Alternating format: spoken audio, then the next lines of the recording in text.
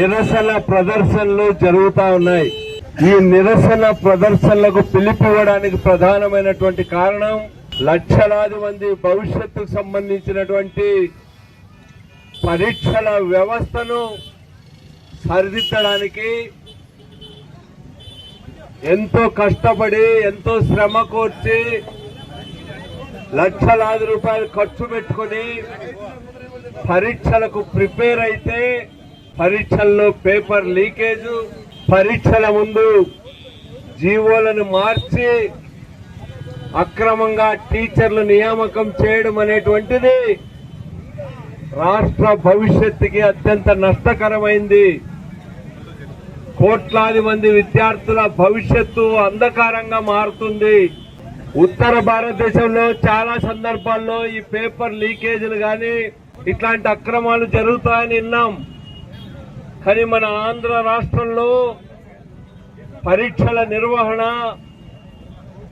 అదేవిధంగా ఉద్యోగ నియామకాలు అత్యంత పారదర్శకంగా నిజాయితీగా జరిగే సాంప్రదాయం ఉంది. దురదృష్టవశాత్తు చంద్రబాబు నాయుడు గారి మొదటి సంతకమే మెగా డిఎస్సి అంటే అది దగా డిఎస్సి అయింది. ఇంతమంది అడుగుతా ఉన్నారు. మాజీ ముఖ్యమంత్రి జగన్ గారు స్వయంగా డిమాండ్ చేశాడు, ఎంక్వైరీ చేయండి, సిబిఐ విచారణ జరిపి మీ పాతివ్రత్యాన్ని రుజువు చేసుకోండి.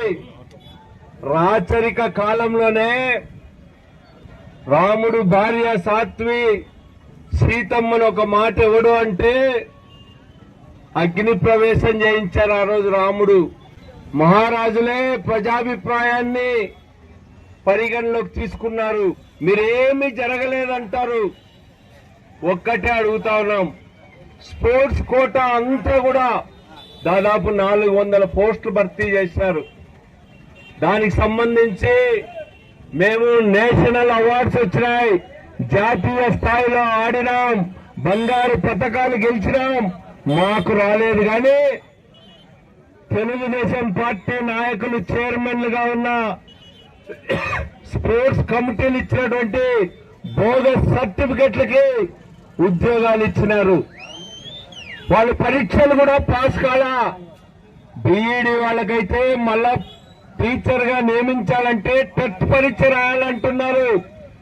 టీడీపీ వాళ్ళకు ఉద్యోగాలు ఇవ్వాలంటే దొంగ సర్టిఫికెట్లతో ఈరోజు ఇవ్వడం జరిగింది.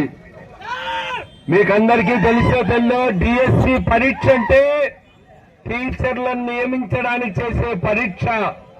ఆ పరీక్షలు బాగా జరిగితే మంచి టీచర్లు వస్తారు, మన పిల్లల భవిష్యత్తు బాగుంటుంది.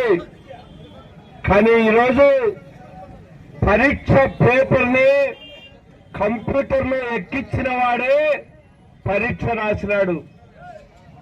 వాడికి జోన్ లో ఫస్ట్ ర్యాంక్ వచ్చింది, వాడికి మెరిట్ లిస్ట్ లో మొదటి పేరుగా వచ్చింది. మళ్ళా పరీక్ష లీక్ కాలేదని ఎట్లా చెప్తారని అడుగుతా ఉన్నా. మెరిట్ లిస్ట్ లో పేరు ప్రకటించిన నవీన్ అనే అబ్బాయికి ఎందుకు మీరు ఉద్యోగం ఇవ్వాలా? అక్రమం జరిగించేనే కదా మీరు ఉద్యోగం ఇవ్వద్దు వాడికి. ఇప్పుడు మేము కోరుతున్నట్టుగా విద్యార్థుల్లో విశ్వాసం కల్పించండి. రేపు పరీక్షలు రాస్తే మాకు ఉద్యోగాలు వస్తాయి. డబ్బున్న వాడికే ఉద్యోగం కాదు, తెలివి ఉన్న వాడికే ఉద్యోగం వస్తుందని విశ్వాసం కల్పించండి. డిఎస్సి పైన విచారణ చేయండి, దోషుల్ని శిక్షించండి. సిబిఐ విచారణలు అన్ని వెలుగులోకి వస్తాయని మేము చెప్తా ఉన్నాం. మీరు చేయించండి. ఈరోజు విద్యాశాఖ మంత్రి, కేంద్ర విద్యా మంత్రి ప్రధాన్ రాజీనామా చేయలేదా? ఇక్కడ మేము రాజీనామా నైతిక బాధ్యత వహించి చేయమంటా ఉన్నాం. రైల్లో చిన్న యాక్సిడెంట్ జరిగితే ఆ రోజు ప్రధానమంత్రి లాల్ బహదూర్ శాస్త్రి రాజీనామా చేయలేదా?